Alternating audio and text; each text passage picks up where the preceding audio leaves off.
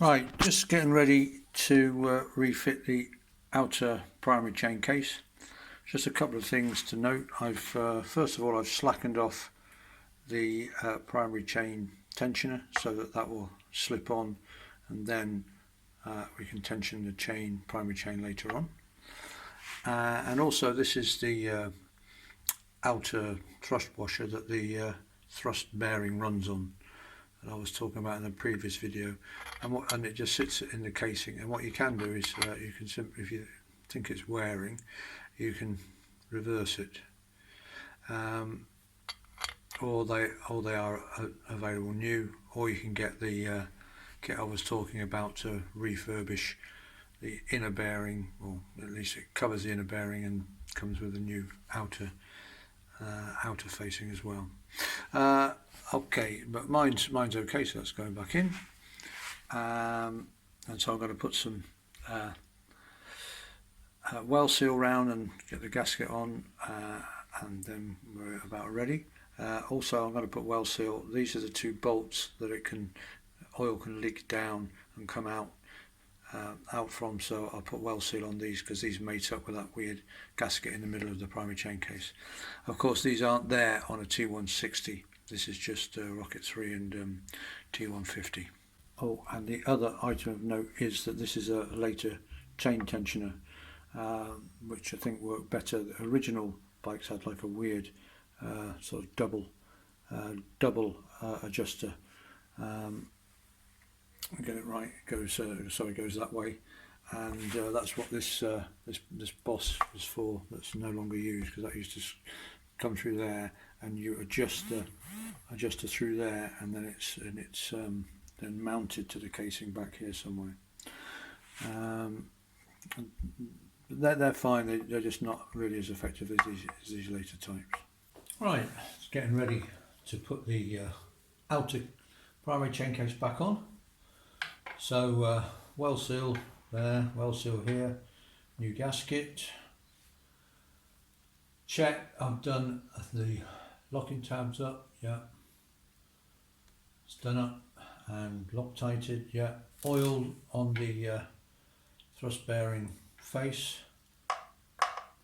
Tensioner slackened off but in place. Well seal on those two centre spigots.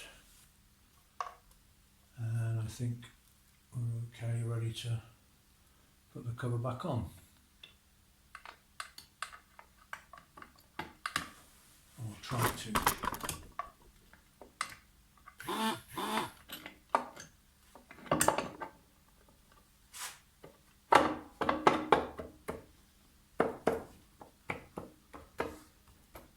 There, outer cover roughly fitted. I'm going to go around and put all the Allen keys back in now, and then we'll get on with the clutch actuating mechanism. Okay, so we're now going to fit the actuating mechanism to the clutch here, the actual mechanism that disengages the clutch. So I've just fed the cable back in. All right, and okay, everything's slack on the cable and so on, pretty about as slack as it will go. So first thing I'm going to do is I'm going to put the actual sort of pull unit back on, put the nipple back in there. There we go, ready to go on. And then I've got these there's 3 ball bearings that go under that plate, and I think you can hopefully see these 3 ball bearings, and there's these 3 grooves here and the corresponding grooves on the back of the plate, and it's and the 3 ball bearings sit there, and it's when they run up these grooves, that's what actually pushes the plate and takes the pull rod with it, and that's what actually disengages the clutch. I have to say, it is not the best system in the world. It's okay. But I could mention another bike I've got of not British origin, I have to say this, which has just a normal massive thread, and so when you turn, it turns the thread and it comes out, and it probably opens 2 or 3 times wider than this does. And of course, and it's on like a big nylon thread, and it's really smooth and 10 times easier to set up than this. But there you go. So what I'm doing is gluing the ball bearings in place. I'm gluing them in with grease. So I put the grease on, and now I'm sticking the ball bearings so obviously they don't fall out as we assemble the mechanism. There they are. Okay. And then I'm going to put the actual actuating mechanism on top, and all the time you're hoping you're not going to dislodge the ball bearings. Now, the thing to note is I have a slightly different, I have an uprated system on my actuating mechanism, because of course I had a pretty heavy clutch and very stiff gearbox. So I've just put in about every single upgrade on the clutch and gearbox that I could find, trying to cure it, which it didn't. But this is from Triples Unlimited in Greece. They do a few upgrades. I've got another of their upgrades on the T160, which is on the neutral indicator switch, and they do some good gear. Right, so basically this bearing, you won't have that on a standard machine. You've got to bear it, just a ball race in there. Right, so I'm going to put that in, and I'm going to try and screw this on without the bearings coming out of position. So this is where, being it's on video, it all goes pear-shaped, because of course bear in mind that your clutch rod wants to spin at the same time. Luckily the clutch rod's playing ball and isn't moving, isn't spinning, which is great. Yeah, I just put a bit of oil on that bearing. That's what I was doing. I was just putting a bit of oil on it, making sure it's got some oil. There we go. Right, the pull rod's turning now. I've got a self-centering pull rod now, so it takes an Allen key rather than the old slot in the end for the screwdriver, so that's much better. Okay, and that's kind of basically set up. Then there's the lock nut that goes on the end, which I should put on because we're nowhere near set up yet. So we know what the clutch is like. Okay, so what we need to do now is take out all the slack. I'm going to take out all the slack in the cables, and what I'm going to try and do is I'm going to try and get the clutch to operate, to get this as low, as near to the stop as I possibly can. At the same time, I want a little bit of play on here. Now on a standard setup, you want 2 thou. It says 5 in the manual, but you really just want 2. On mine, I'll have just a little bit amount of play. Again, just as we were saying before, because you don't want to be pulling that chain wheel inside hard up against the outer casing and wearing the bearing face out. On the other hand, you've got too much play, then the clutch will never work, because you've pulled the clutch lever halfway in before the thing's even started to move. Okay, so I'm just going to play. I'm going to go off camera for a bit. I'm going to play with this for a while and see if I can, what sort of action I can get on it. Okay, I've had a little first adjustment, and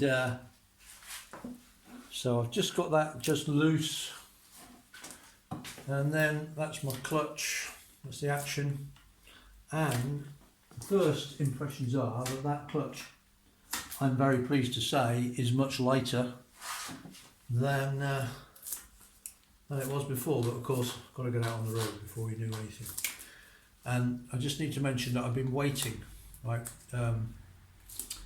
Now I've pulled the clutch in, the clutch is now fully centered because it wasn't perfect before. And that means I can now adjust the primary chain. Now I didn't want to adjust the primary chain before because I knew the whole thing hadn't settled in, hadn't bedded in because the clutch wasn't right. So now I've got the clutch working, I'll turn the engine over a few times, disengage the clutch, and then I can set the primary chain, not before. The tension, about 3/8 of an inch play. That's not 3/8 of an inch both ways, not 3/8 up and 3/8 down, 3/8 of an inch in total play on the primary chain. What I'm doing now is I'm getting these strange arm things. So we've got lock tab, followed by the arm, followed by the spacer. Always helps to get things in the right order. They work so much better. Yep, well that looks more like what we should have. And then the other one.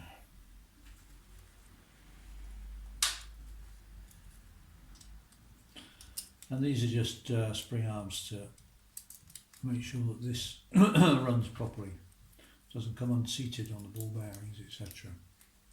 I've always wondered, I'm never quite sure why this has a lock tab on it, but it does. Right, I put those little springs on, those little arms. Okay, and that's to begin with, sort of initial setting, that's the clutch initially set. Obviously, when it's out on the road, that might be a completely different matter. Things to notice, it's a bit of a pain to set because you need to hold that nut while you do the lock nut up. When you do the lock nut up, it tends to turn the pull rod as you do the lock nut and puts got all your measurements, and suddenly it's all out again. But basically, you want a little bit of play, about 2 thou behind this nut, but not too much.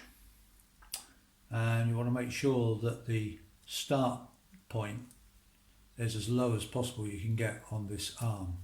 If your start point is like there, when you start putting the clutch in, then it's never going to work because that's already most of its travel. Yeah, make that arm as low as possible. Okay, and then I'll put the tab washers over, and then that's the initial setting done. And next I'll tension the primary chain. Okay, I've tensioned the primary chain by screwing the adjuster in to tension the chain out to loosen it. So I've got a 3/8 play. I've turned the engine over a few times to check it's even. Always tension it at the tightest point, and then I put the lock nut on. I've then put in the drain plugs, refitted the drain plug in the primary chain case and in the sump. Very, very important. I can't tell you the number of times I've finished. Oh, great. Put the oil in and you haven't put the sump plugs back in. Easily done. Anyway, I have put them back in, so what I'm going to do now is I'm going to put some oil in the primary chain case, which will then seep back into the sump through the main bearing. And normally the oil comes from the sump into the primary chain case, but this time it's going to be the other way around. So just so it's got some oil in there, when we first start up. That's all. Okay, tied it up a bit now. So put the cover on, tightened up the inspection cap. I'll put my breather cover back on. Mine's slightly different, of course, because I've got the T160 breather assembly to go with the electric start. And giving everything a nice little polish, and all looking good. So all I've got to do now is put the foot peg back on, reconnect the rear brake, and adjust the rear chain. Primary's all done up, brakes back on, footrest back on. Needless to say, I've polished it up, as is my wont. Adjusted the rear chain, and actually remembered most important to tighten up the brake stay. Little things like that, that's easy to forget. You know, it's been undone. I know I go on about these things, but it's so easy to forget to put a drain plug in or tighten up a brake stay or something when you've done major work. Yeah, all looking good. Yeah, nice. So all I've got to do now is take it back down off the ramp, take the temporary main stand back off, put the silencers back on, and then we're ready to give it a go, give it a test. And fingers crossed we've got a slick gearbox and a light clutch, but we'll find out. Right, wow, well there we go. Just managed to take her out for a quick spin around the block, and the result is thumbs up. Got a really nice slick gear change and a much lighter clutch. Hey, the result. I'm very, very happy. I'm very happy because last year I wasn't riding this that much because my foot, the top of my foot changing up, I got, you know, I like lost the skin off the top of my foot from trying to change up, and that's, you know, with motorcycle boots on, and I got a bit fed up with that. You know, it's so stiff, and so I, you know, I got other classic bikes, so I started to ride those instead, and so, you know, I'm really, because I loved riding this bike, but you know, the gear shift was getting me down. So yeah, I'm really, really pleased. So I just wait for some half decent weather. The roads are still really wet, and you know, got salt. But I'm really looking forward to getting out and going for a proper ride. Where are we now? Sort of getting towards the end of January. You just never know. I mean, in previous years, February is we suddenly had a mini heat wave in February, so let's keep fingers crossed we have the same this year. Anyway, gears, I can select neutral from standstill, no problem at all. Yep, just snicks up into neutral, absolutely no problem. I'm really chuffed. So all that work was worth it, thank heaven. Sorted.